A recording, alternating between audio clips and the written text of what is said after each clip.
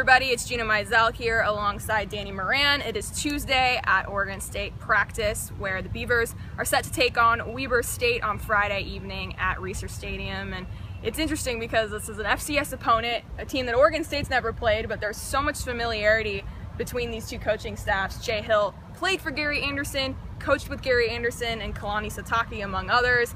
Kalani Sitake's brother's on the staff. This is just a really bizarre first game, I think, for Gary Anderson's opening debut. Yeah, and then you've got the backstory that, Gary Anderson and his staff are not a part of, which is the Eastern Washington game from 2 years ago now. And Sacramento State. And Sacramento State. So there's a lot of, I think if you're a fan, there's a lot of maybe nerves coming in because you've got so many new things, but for them, it's a new coaching staff. And what have you learned from talking to Gary Anderson? I know you spent a little bit of time with him yesterday. You communicated with Jay Hill. What do they say about that relationship? Yeah, obviously it's a very close relationship.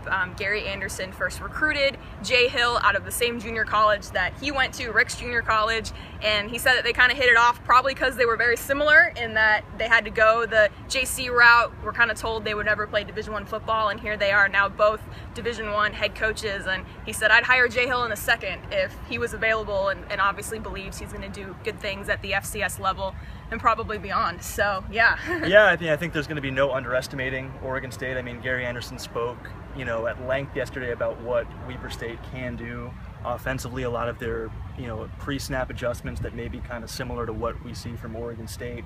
So, I think that if you're an Oregon State fan, I think this coaching staff is going to be particularly prepared to deal with Weber State come week one. Yeah, lots of similarities there. They're cut from the same cloth, so to speak.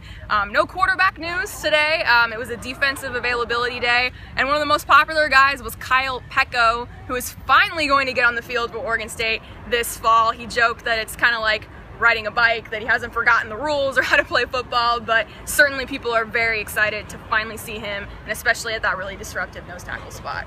Yeah, it kind of goes hand in hand with seeing this new defense for the first time. There's a lot of excitement, and we, talked to Kalani Sitake. I think everyone is very excited to see what they can bring in that new set, and Kyle Pecco is right at the center of it. So, that's one position. With linebacker, we've seen Joshua James in a hybrid role. There's maybe not as much depth there, so there's some questions, on the right side of the secondary. Obviously, Treston Decoud now has that spot, but I think Pecco, we've heard about him for a while, and there's almost a familiar feel even though he's new. So I think that's where a lot of that excitement stems from. Yeah, this defense finally excited to hit somebody else. But we will, of course, be back here on Wednesday. It is an offense day, and we'll also speak to Gary Anderson for the final time before Friday's kickoff. So in the meantime, keep it right here on OregonLive.com. Read the Oregonian every day. For Danny Moran, I'm Gina Mizell. We will catch you back here tomorrow.